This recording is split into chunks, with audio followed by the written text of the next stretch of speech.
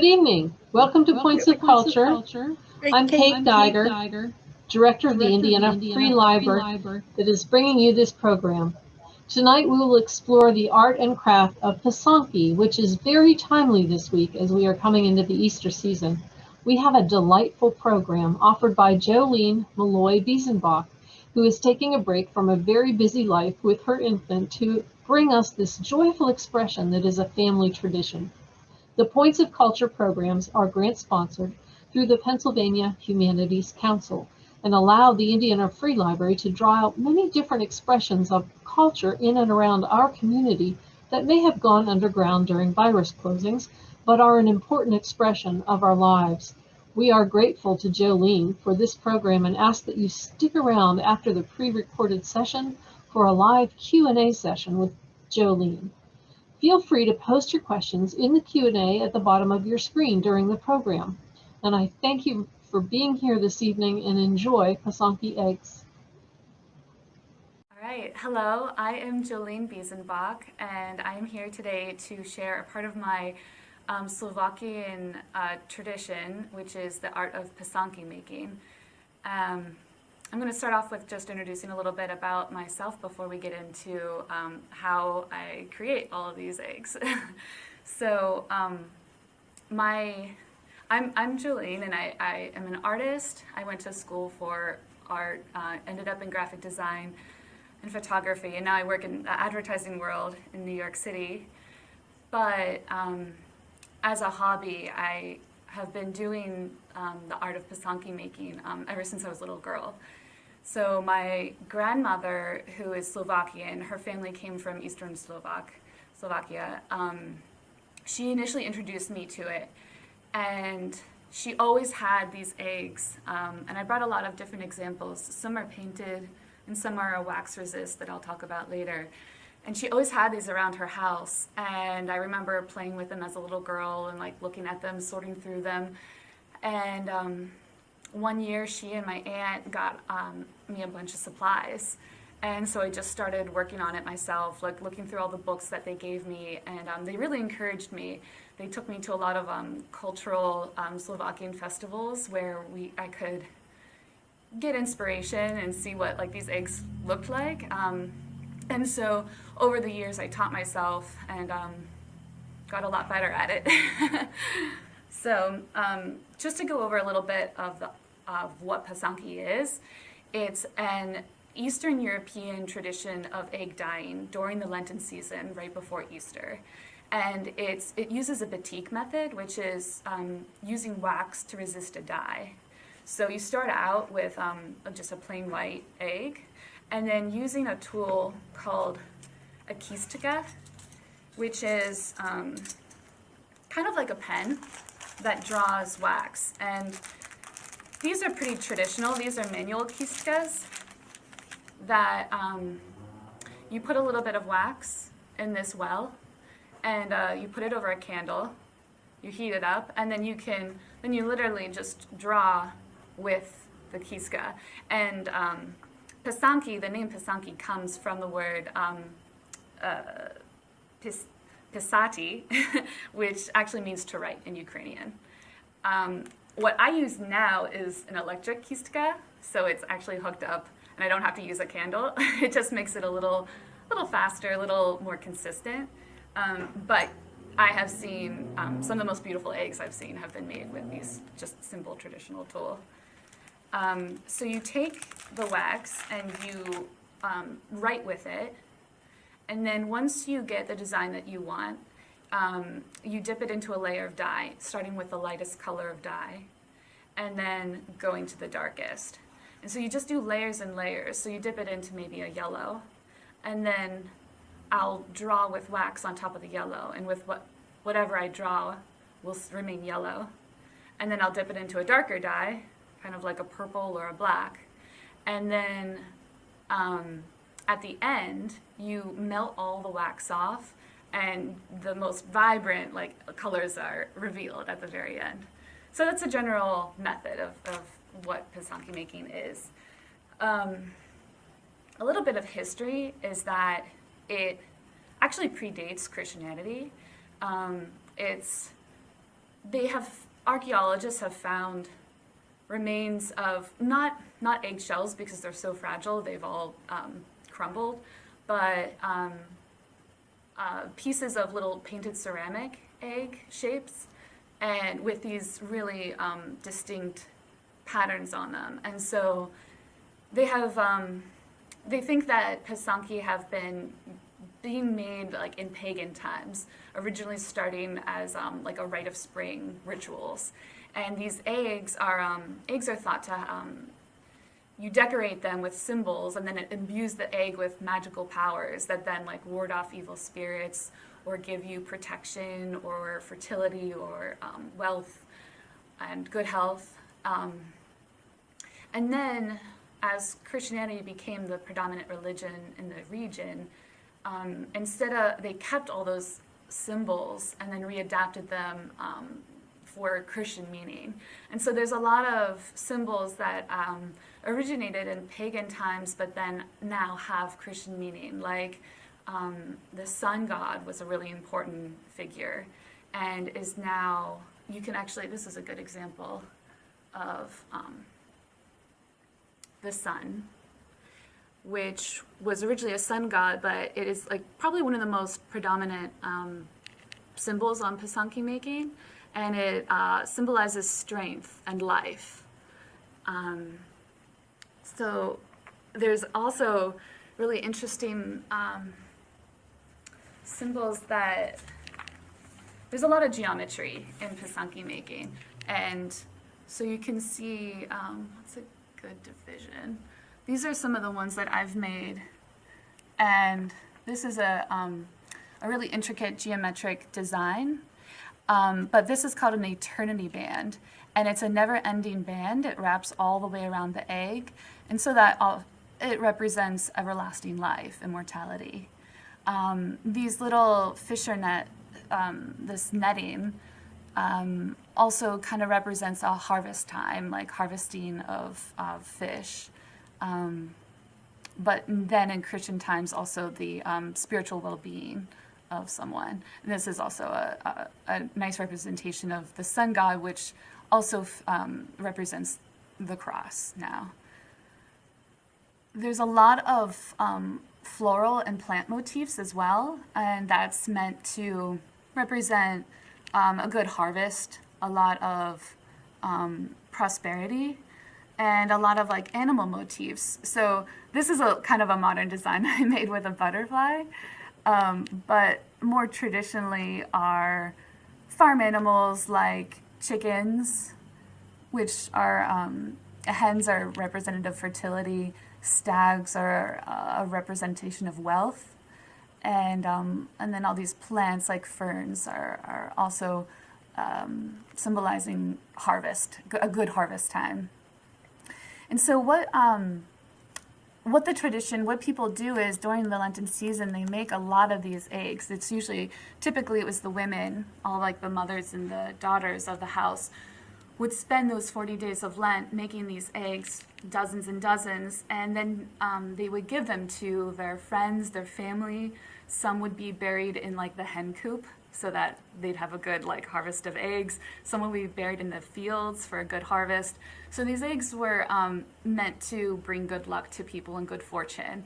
And that's kind of part of why I like making Pysanky so much is I usually try to make at least a few during the season, and then I give them usually to my family, some friends, and it's a good way to share the art with them, but also it just feels, I don't know, it feels good to like I'm helping them out.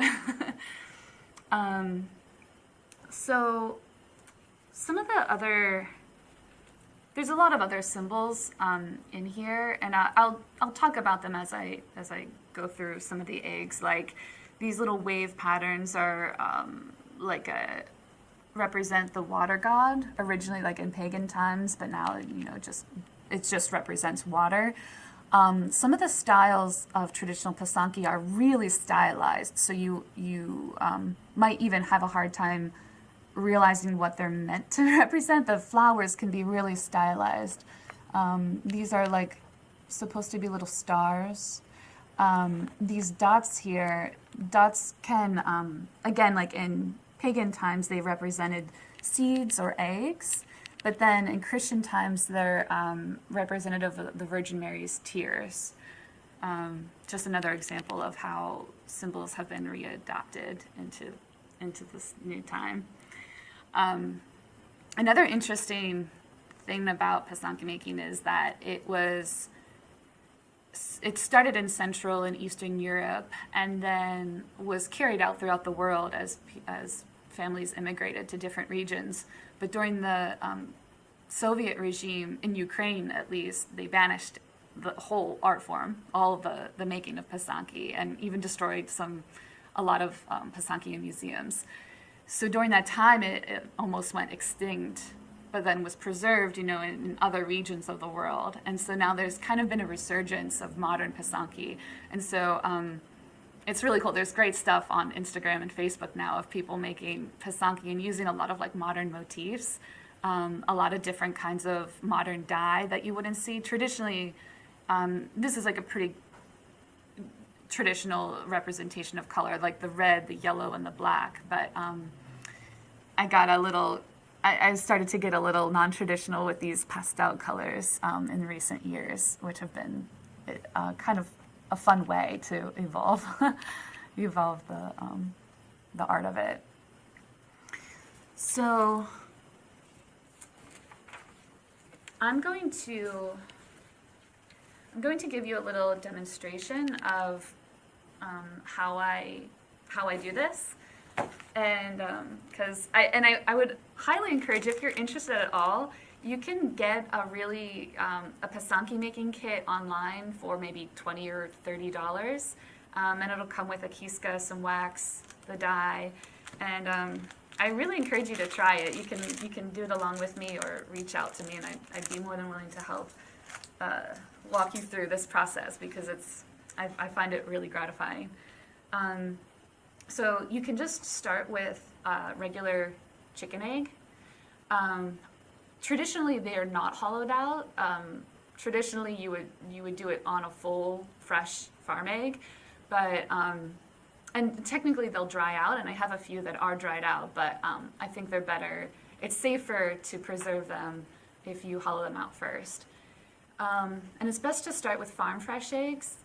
Store-bought eggs are just more fragile, and they have a lot of imperfections, but if that's all you have, that's fine too. Just find the smoothest eggs you can find. If you start to get really into it, like this is, I really enjoy double yolk turkey eggs, because they're probably twice the size, and they have a little bit of a longer shape. And then I've never tried this, but you can also do ostrich eggs, which are huge and gorgeous, or emu eggs, which are blue. So you can, and you can even do brown eggs, which I have a little example of here. And so instead of a white egg, you'd have that brown as a base color, which is really pretty and represents birth and harvest. But you start out by blowing the egg out. You can get a cheap tool for this. You can do it, when I was little, I used to do it with my mouth, which was really frustrating and hard. So you can try that, but the tool is really worth it. I think it's a couple dollars on Amazon. And typically I would wear gloves, but I'm not going to for the demonstration. There's some oils in your hands that can get into the shell and affect the way it dyes. But yeah, you just start, and you could just start freehanding, but the beauty of Pysanky is in the symmetry, and even really simple designs, you can see this is just one color and super simple, but the beauty is in the perfection, in the symmetry, and the really straight, perfectly executed line work, which definitely takes a lot of practice to get there. I'm still working on it. So what I would encourage you to do, and what I do, is I start with a pencil and a tape measure, and these are all tricks that I've learned really just like on YouTube. There's a lot of people making great videos on YouTube, and I start, and so today I'm going to show you how to make this simple star sun design, and this is almost complete. We're going to finish it today, but this is kind of what we're shooting for. And so to get this design on the egg, I'm going to start with a mechanical pencil because it has a nice tiny little tip. I'm just going to make a line anywhere. And this part is definitely the most tedious part and takes the most time. So I'm going to just get started and show you how I do it. But I guarantee, like, once you get past this really tedious part, it's like it speeds up significantly as each color you go down gets a lot faster. But it's definitely worth putting in the time to do this, because then you'll get that really even, neat looking egg, and that symmetry just really shines when you can get it right. This is a little trick that I learned, is using a tape measure to help divide the egg. I've seen Babas do it just freehand. You know, they've probably made 100,000 eggs in their life, and they can do it with just eyeballing, but I still have to use a tape measure to divide the egg. First in half, I just measure the circumference and then fold the tape measure in half, and then I divide it again. I measure half of that, fold the tape measure in half, and I get my quarter measurement right there. And you can even do this without a tape measure. I've used just like a strip of paper, and if you just fold the paper, you're just finding the divisions. So you just fold it in half, and you'll get your measurements. Another tool that's actually quite nice is they make lathes, which, like, you kind of put the egg on this like spindle and you can rotate it. I have one, but I just recently moved, so it is in storage. So I don't have it I can't share it with you today, but it's another tool that can just make this a little easier. But I guarantee you that, like, this tape measure method is pretty fail-safe. It's pretty easy once you get the hang of it. So again, I'm just going to measure, fold in half, get that quarter measurement, and I got and mark it. And I always like to hold my egg close to the table with some paper towels underneath or a padded surface, because inevitably you will drop it, and if it only has a little ways to go, it'll probably be okay. Part of the preciousness of working in this art form is that the egg is very fragile, and at some point you will drop it or break it, hopefully early on, but sometimes you'll have a completely finished egg, and it's happened to me.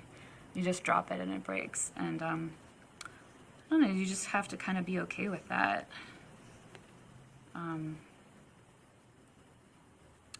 Because that's the preciousness of it. So I'm doing really light lines, and I'm using a blue pen, but you can just use a regular pencil. And the graphite, when you draw over the graphite with wax, the wax will actually remove that graphite at the end when you melt it all off. So as long as you're drawing over that pencil line, it'll come right off. You'll see we're going to clean our egg with vinegar, and that will allow it to have a really nice finish that'll like take the dye really well. It'll clean the egg.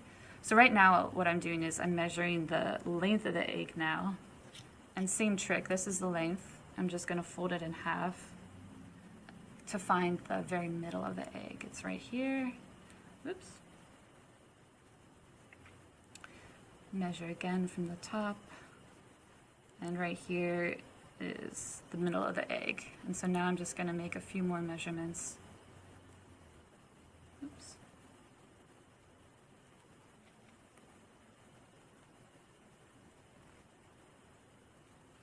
And we're going to get a nice horizontal line. If you had a lathe, this would be a one-step process. You just find the middle of the egg, put it on, and draw your line by rotating the egg. But again, you don't need to.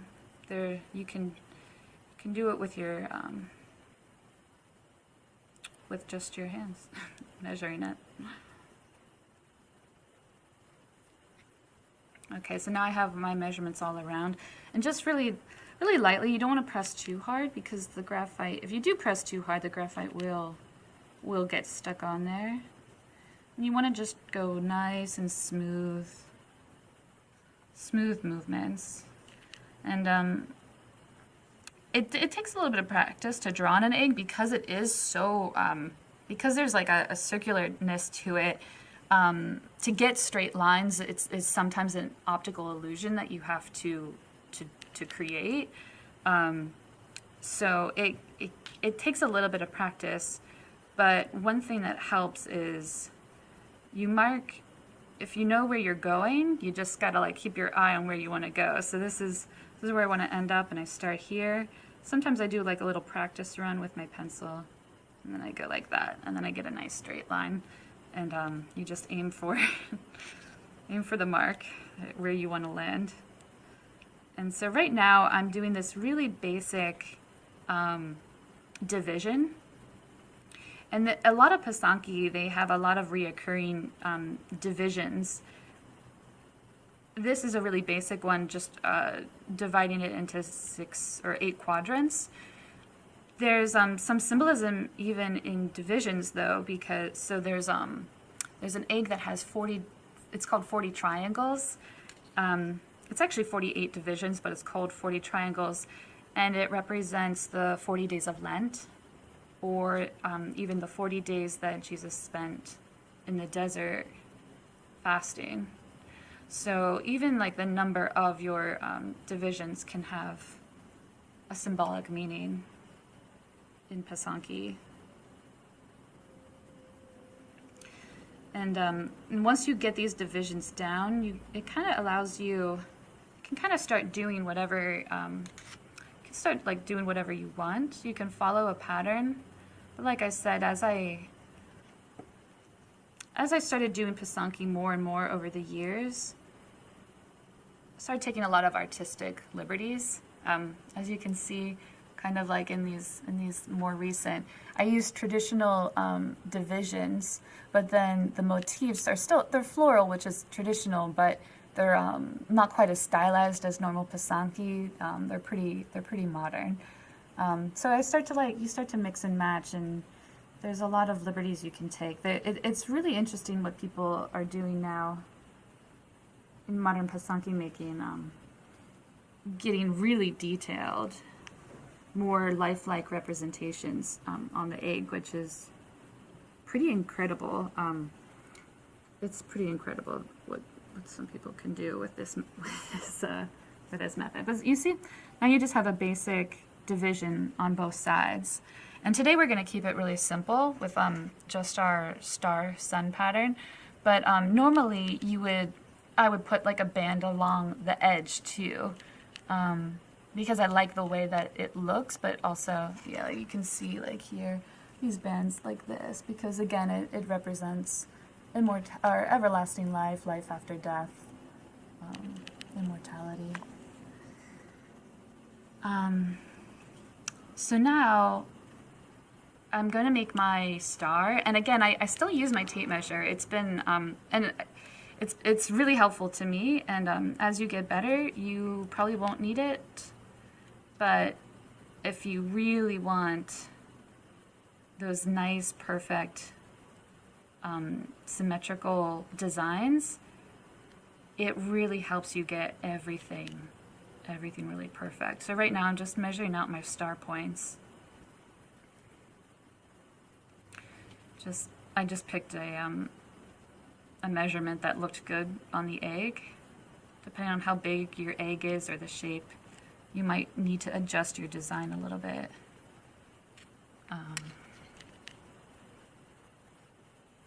So we're getting those points there. And this part I start to, after a while I do start to freehand. So I'm going to divide these quadrants in half again. Very lightly. And sometimes you'll mess up. I mess up a lot, especially like in the drawing phase. And what you can do is use a little bit of vinegar on a Q-tip as a way to erase the graphite. You cannot use a rubber eraser because that will leave a coating on the egg that will then also resist the dye. So you'll end up with a lot of smudge marks. But if you draw light enough, you can just use a little bit of vinegar, and the vinegar is just slightly acidic, so you can just literally etch that graphite off and fix whatever you want to fix. So again, these are just my really basic markings for my star, and you'll start to see it come to life in just a few minutes.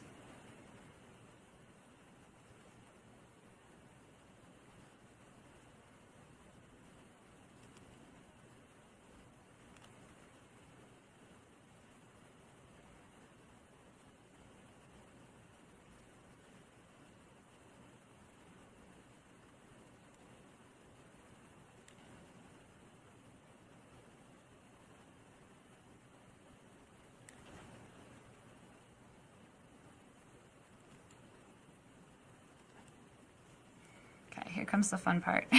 I'll do it over the white so you can see better. And then I just start connecting the dots. But because I've mapped out everything and been pretty fastidious about the measuring, everything kind of works out now. I even like to rest the egg on the table. And I keep my wrists and hands on the table as well. And that keeps everything nice and stable. Some people like to move the egg instead of the pencil or the kiska. I don't, but you can try it and see what works for you. So now we have our basic star shape. And that's it. So then it starts to you can start to do whatever you want with it. I'd like to make a little band around my star, so now I start to freehand a little. And again, like if you make a little bit of a mistake, you can always adjust it because the wax is the permanent part. Right now, this is all still able to be changed and adjusted. Once you get the wax on, that's when you can't change anything anymore. And you can get as intricate as you want, and because symbolism is really important in Pysanky, all the really intricate details usually do have a lot of meaning that you can either choose to use for that reason or just because you like the way it looks. But now I have my star border, and I'm just gonna put on these little leaves. And again, like plant motif usually represents like good harvest or new life, bringing in the spring after the long winter. So these are just, and you can see like this is how stylized they are, just really simple leaves. And in Pysanky, even parts of a plant or animal will represent the whole thing. So sometimes you'll see just a branch, but it'll still represent the whole tree. Like an oak tree represents strength. And but sometimes you'll just see a little acorn or just a little oak leaf. But that is still thought to bring the fortune or the good luck or whatever you're wishing upon that person. So I have an egg already prepared. This is our little star pattern that we're going to do today. I can actually just wax this. I have my wax already going, but I also have this one already drawn up on both sides. But I'm going to use this one today. Okay, so now I'm going to start waxing the first layer. So I'm going to use my kiska, and again, this is electric, but you can And so I'm going to use this little bit of wax. It's black wax, so I can see it easier on the egg. And I can just pinch off a little piece and drop it into this well right here. And the metal part heats up, and so it slowly melts that wax right in that well. And it's going to come out this little tip. And again, you can use these manual tools, and you would just do the same thing, put a little piece of wax in the well and heat it up over a candle flame. And now the trick to writing with the Pisca is slow, smooth lines, drawing away from yourself.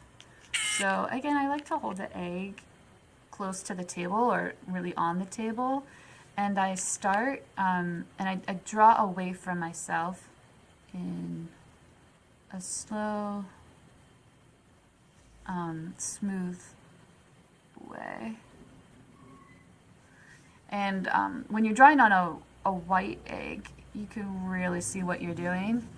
It becomes increasingly difficult as the colors get darker to really see the design and what you're doing. But fortunately, this part is easy. And every so often I'll have to put more wax in, let it melt. But I'll know, the wax will just start to putter out, and then I'll know to put more in. Again, this is the first layer is usually the most tedious because traditionally in Pysanky, a lot is outlined in white first. So this will be the most you have to write on the egg. Colors are really important in Pysanky, so white represents purity and the Virgin Mary. The next layer that we usually do traditionally is yellow, which represents the moon, the stars, and harvest time. And it also just looks really striking against the dark shell that you end up with if you end up with black. From yellow, you then go to either orange or green. Green represents new life, springtime. Green is actually a hard dye to accomplish because it muddies the other colors. So the green is usually painted on in just the area that you are working with, because if you dyed the whole egg green, it would just make all the rest of the colors really muted and muddy. So this is all it takes. You're just following all the guidelines that you meticulously created in graphite. And again, this part especially, it just takes a lot of practice to get right, to get those like nice smooth lines. And if you are doing a lot of Pysanky, I would recommend investing in an electric Kiska. It's kind of expensive, but you can get a lot of consistency and precision. This is a pretty thick tip, but you can exchange it for smaller and different size tips, so you can start to get really really fine lines that you can kind of see in my other eggs that I've already made. This is a pretty thick one though. I'm just keeping it simple for the demonstration. I usually, the bigger turkey eggs that I make can take upwards of 30 or 40 hours, especially if I'm kind of figuring it out and don't know what I'm doing. But when you start out, highly recommend following a pattern. You can find lots of patterns online for free, and you know, it's as simple, it's usually 2 or 3 colors, and they'll tell you exactly how to make it, how to divide the egg, and the order of when to draw your design, and that makes it really accessible. So there you have it. So now, I've already prepared this, but at this point, you know, assuming that I did it on the other side too, which I did. I actually have an egg already prepared on both sides. Now everything that I've waxed will remain white, and I'm going to take this little plug, but you don't have to buy these. You can just seal your hole up with wax. It's really important though that you do. Just take a little piece of wax, roll it up, plug it in. I'm going to just use this because it's cleaner. And I like to take take a little bit of vinegar. Vinegar is your friend in Pysanky. And just do a really light wash with the vinegar, and that will just clean the egg up. Like if you have any oils on your hands and any dirt, if you know, used a lot of graphite, maybe too much, just want to like lightly clean it up. And this will erase the lines that you made a little bit, but that can be a good thing, you know, like, because it'll just the results will be a nice, clean, even egg, and the dye will really, really look a lot better with a little bit of vinegar washing. Once you have it all clean, we're ready for the dye bath, which is a really exciting part because you can start to see the form of your design really take shape. So we're going to come over here, and I have 4 dye baths already made. And the dye that we're using is permanent, so it's definitely not your typical Easter dye like from the Paws dispenser, and it's not edible at all. So, and it's actually very, it stains very easily, so you gotta be careful. But we just put it in, and again, you start with the lightest color, working your way to the darkest, because the darker color will, you know, either cover the color, or you can achieve really nice blended colors. When you start with yellow and go to orange and red, then your black is a really nice rich black, opposed to just going straight to black with no colors underneath. And if you're using really, you know, these a typical Pysanky dye, it usually just takes a few minutes. So we can speed through this part.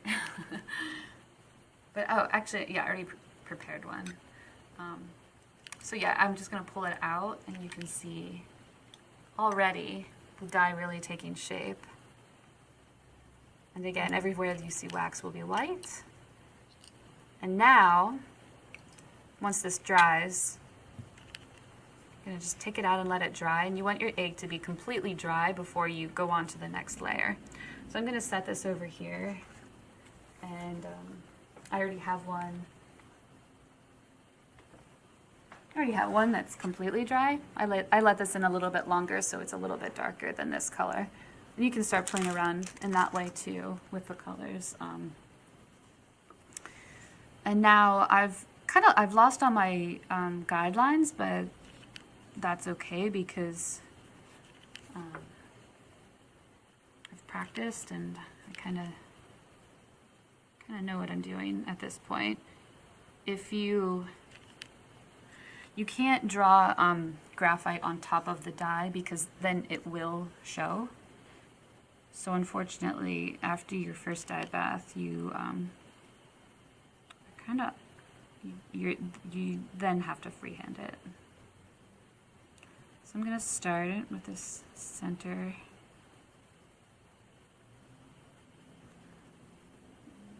And I'm following a really traditional design here. And a circle inside, typically a circle inside of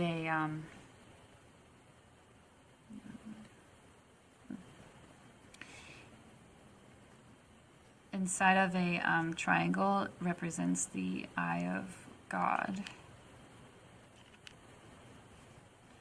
These are going to be little dots to represent seeds or good harvest.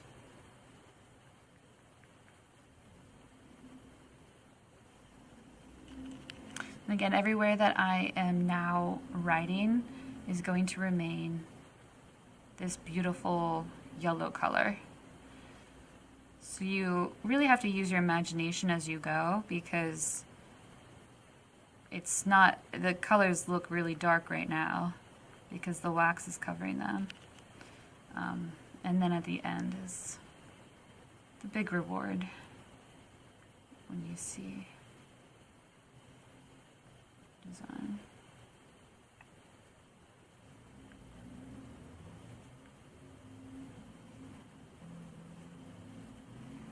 I'm going to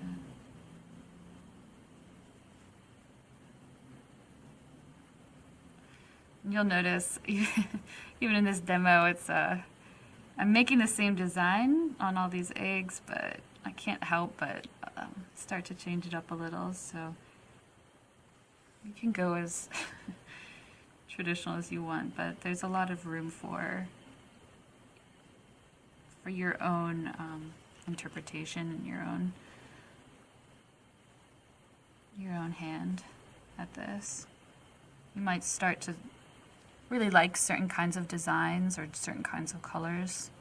I really like nature motifs, like birds and flowers, which is what I usually do.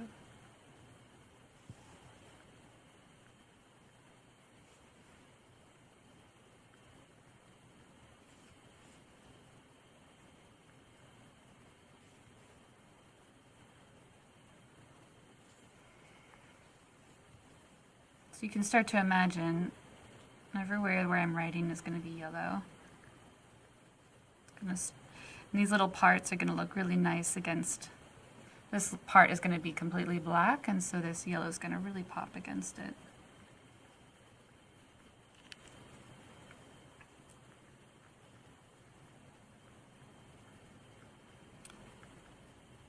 Done.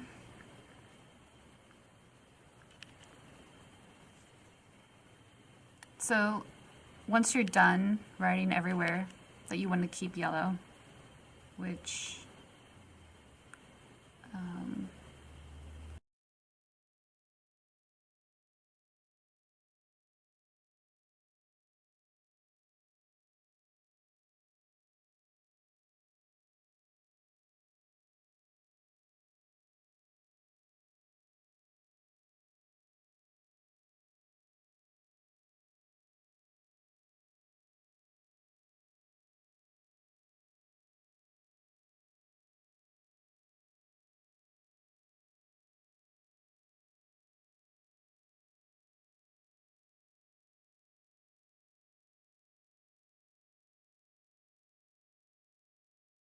okay. So now we're ready for the next bath of dye. And this time I'm going to go with a purple color. So I'm going to plug. I'm just going to grab this one. Use my plug.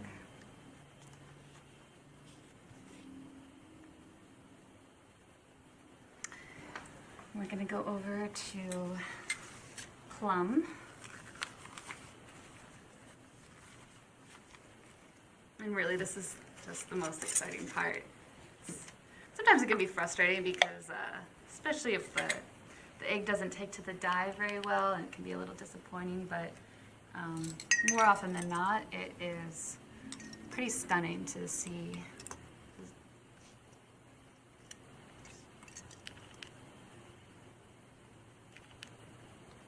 And some dyes take longer than others. Those might take a few minutes. So, okay, so the purple we're gonna leave in the dye, but and we're gonna finish that. I'm gonna finish that one later. But I have an egg that is all finished. I did the purple bath. I did a little bit of designs with the purple, and then I put it in the black. So this is all waxed and dyed, and we're going to finish it off. So the best, the most rewarding part now is to take off the wax because you can really see.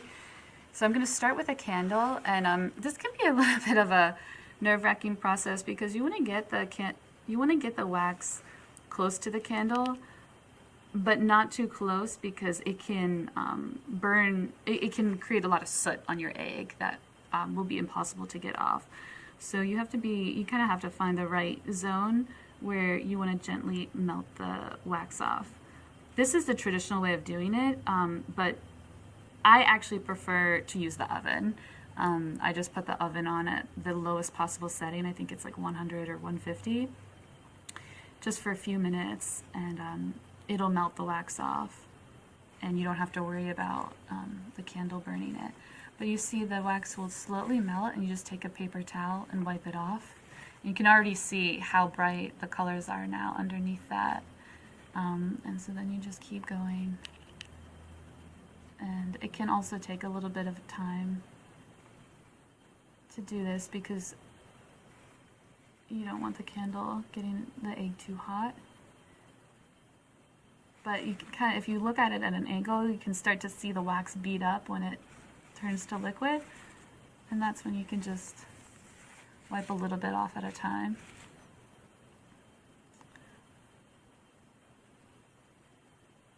It's can be a rewarding time, but it can also be kind of a frustrating time when you see some of your mistakes come out. But yeah, it also feels pretty magical. Again, something like this takes a lot of practice to start to get to this point. But I was looking over all the eggs that I've made over the years, and it actually is really nice to like look over and review how far you've come in any kind of craft. So those beginning stages are just as important as getting to the later ones and learning anything.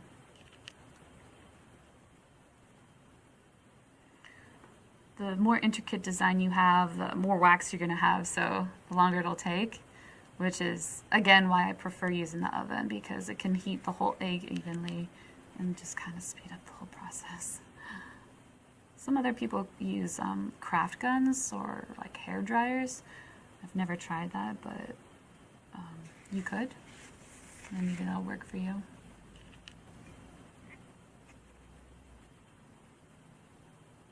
Well, the candle method works.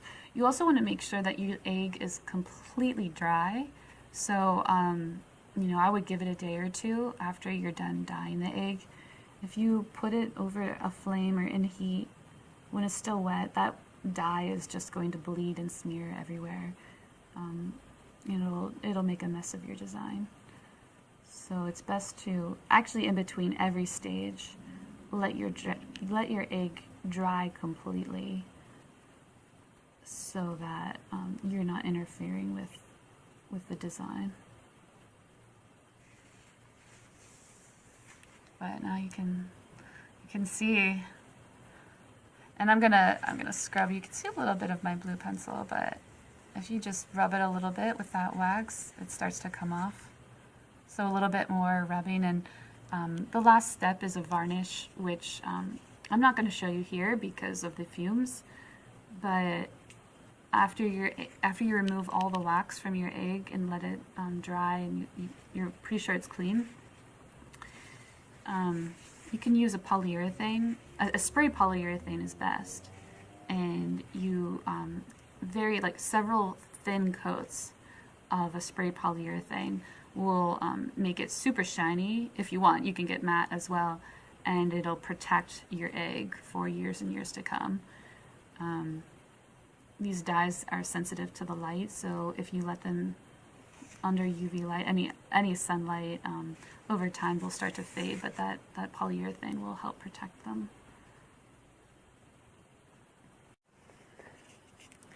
Okay, and so I melted off all the wax on this egg, and now you can see the design is really crisp and clear and bright. And the last step would just be to varnish it, and then it's good to give to whoever you want to give to or keep for yourself. I have a whole collection of eggs, and actually, my mom and my aunt have let me borrow a lot of these eggs here today. They've collected them. My aunt especially. A lot of these are hers, and a lot of them are some of them are ones that I've made for her. All of these are the ones that I've made, and then these are actually some of these are Pysanky, they're wax, and then some of them are actually wooden, like this. These are wooden and painted. Depending on the region of Europe, like Central and Eastern Europe that you're in, each region will have like slightly different kinds of like Easter egg making techniques. So Pysanky is one, which is the wax resist method, but others are painted, and then others are still etched, where you dye the egg first, and then you actually take a tool like an X-Acto blade or a needle and you scratch into it to create to reveal the white eggshell underneath. So I don't know all the different regions. That I haven't explored any of those other egg making techniques, but they all kind of share similar motifs, color and symbolism, but a slightly different technique depending on where you are. But I'd like to just close today and say that I hope this might have sparked some interest for some of you.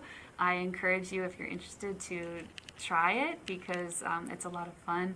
And part of why it's so important to me is because it makes me feel closer to my ancestors. My grandma and my aunt always like shared a lot of their Slovakian heritage with me, and my grandma's passed now, but doing it in a way makes me feel more connected to her and to our family who has come from that region. And it's also a form of art form, and I really enjoy that art making piece of it and kind of exploring and learning how to try new things. But lastly, I love making the eggs and giving them to other people. It brings a lot of joy to me.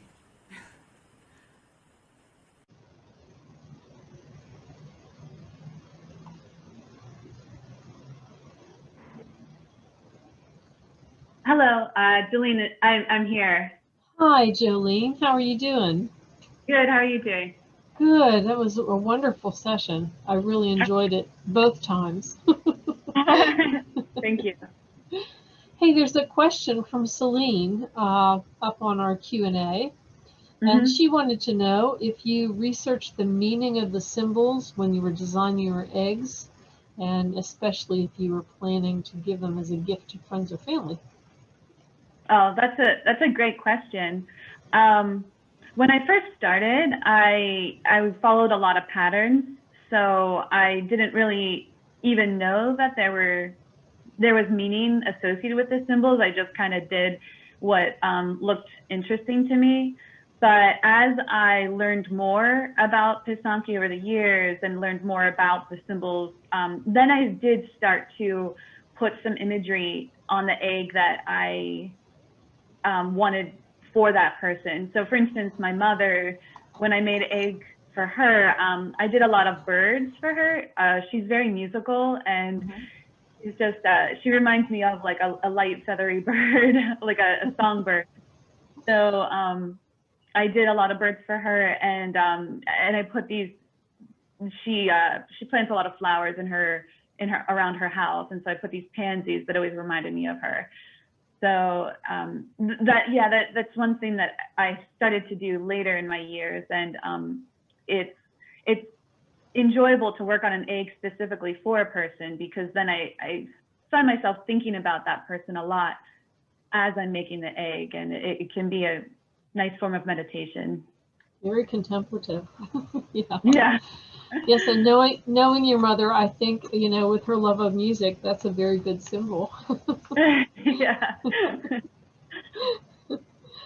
Hey, I have a question. I love your dyes. I love the color of your dyes, and I know that they're different from the kind of dye that we would, pause or something like that we would get in the grocery store to do egg dyeing. Some of them are really brilliant colors or neon even, but your dyes are kind of more rich. I don't know, I love that you call it a dye bath.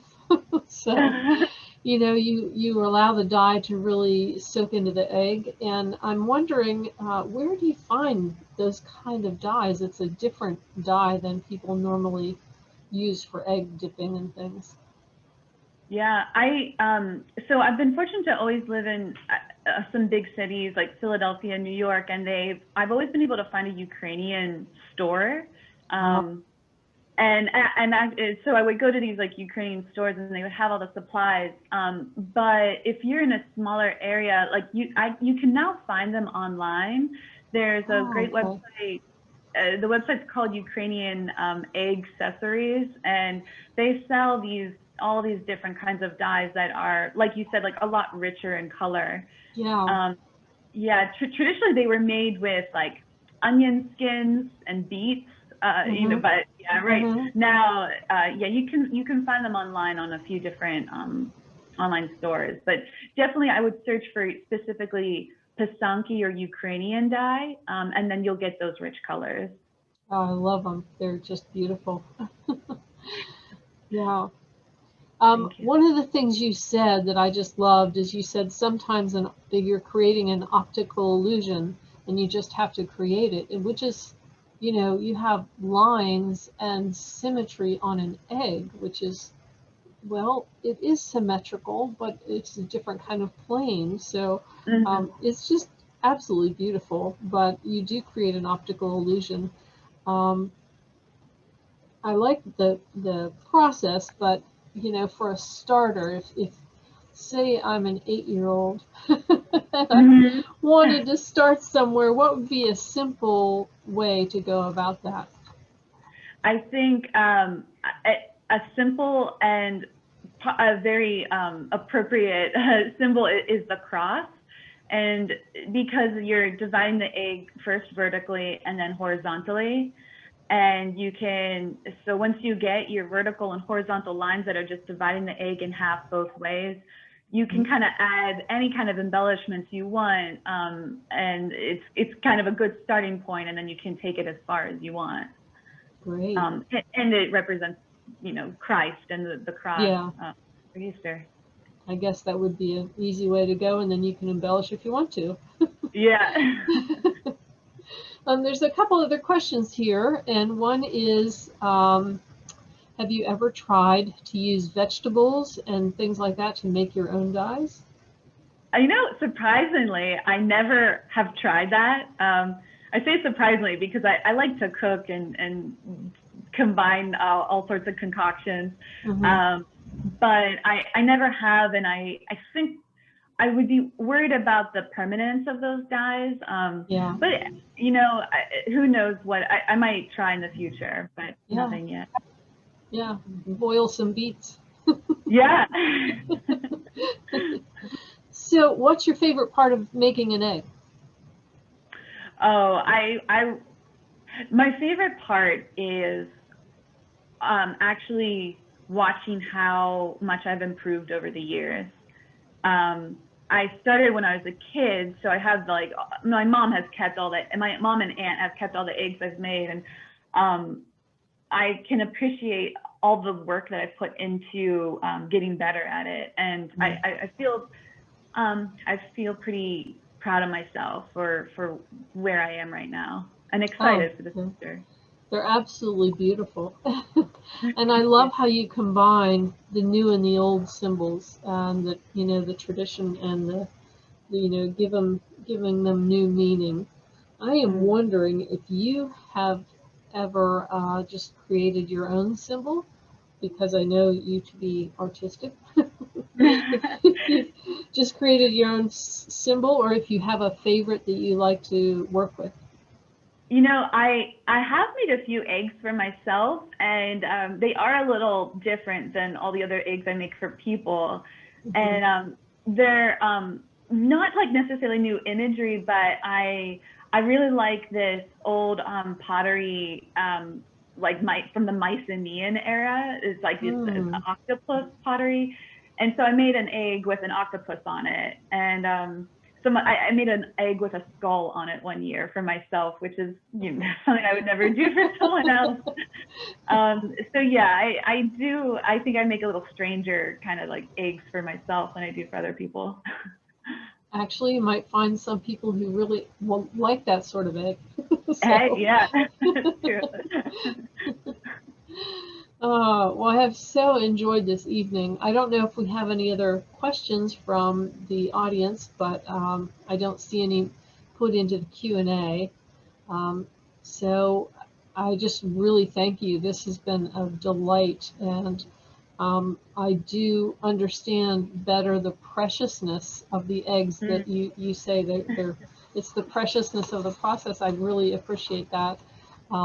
It takes so long to do one egg, that you wait for it to be dry in between each layer, and just the process of getting the design on the egg. It's just an incredible investment of time, and they are precious.